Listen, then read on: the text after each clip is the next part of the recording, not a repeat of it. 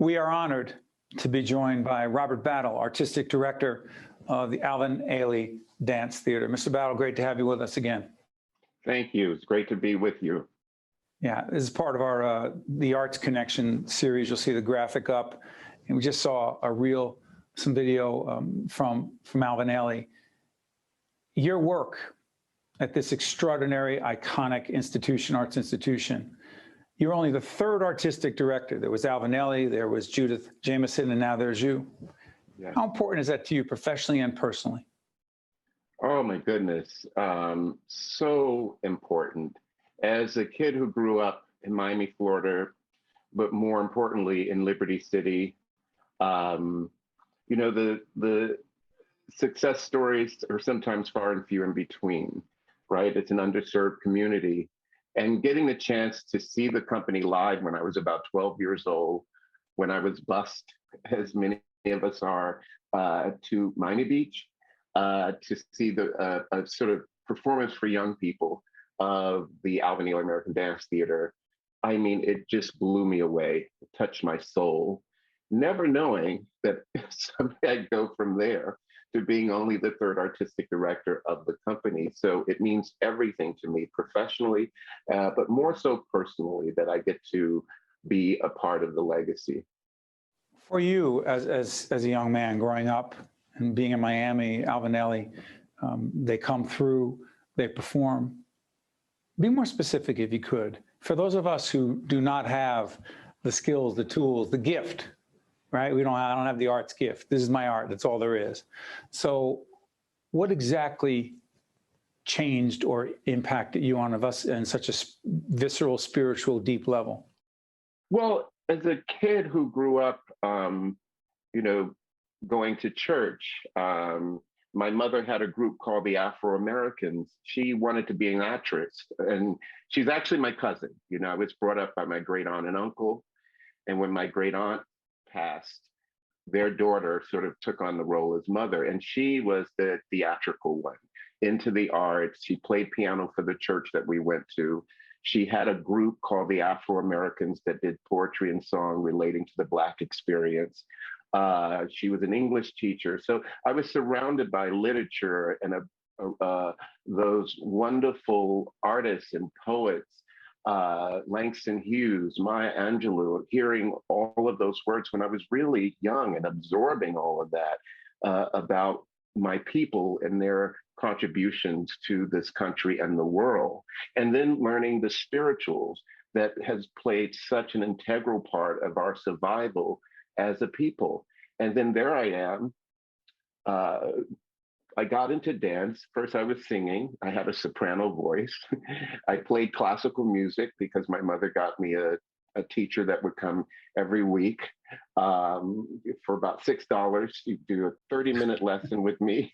I mean, you can't imagine now. And what with inflation, forget it, be 60.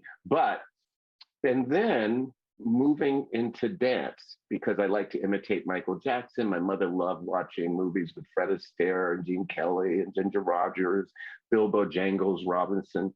So it was I was already primed in the arts, in the notion of what it meant. And then seeing Revelations, Alvin Ailey's masterpiece that he created in 1960, a suite of spirituals expressing the experiences of Black people in this country and the role that faith played in overcoming adversity. Seeing that dance was like seeing a reflection of my life, a reflection of myself, of everything that I knew up until then. But seeing it dance somehow touched me in a way that words never could. And so that was the kind of spiritual awakening I had in that theater.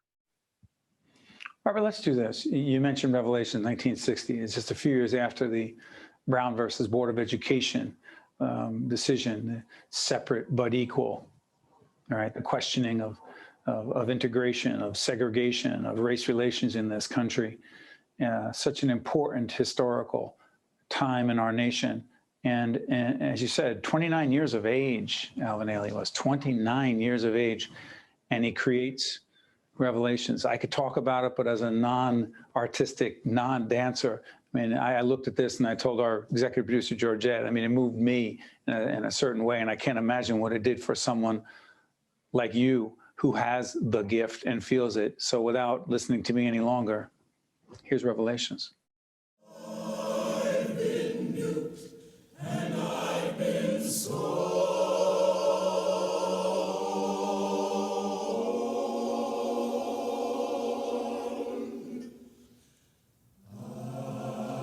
I've been talked about, shows you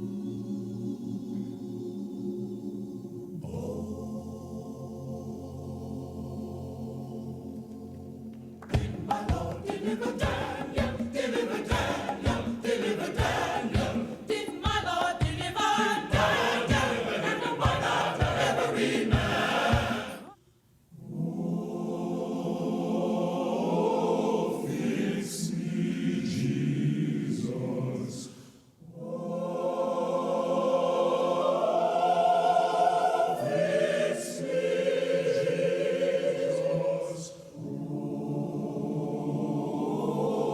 Fix me, Lord.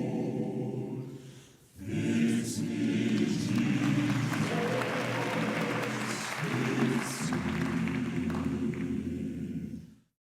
Let me ask you, Robert, now 2022 going into 2023, Revelations matters more than ever, does it not? It does.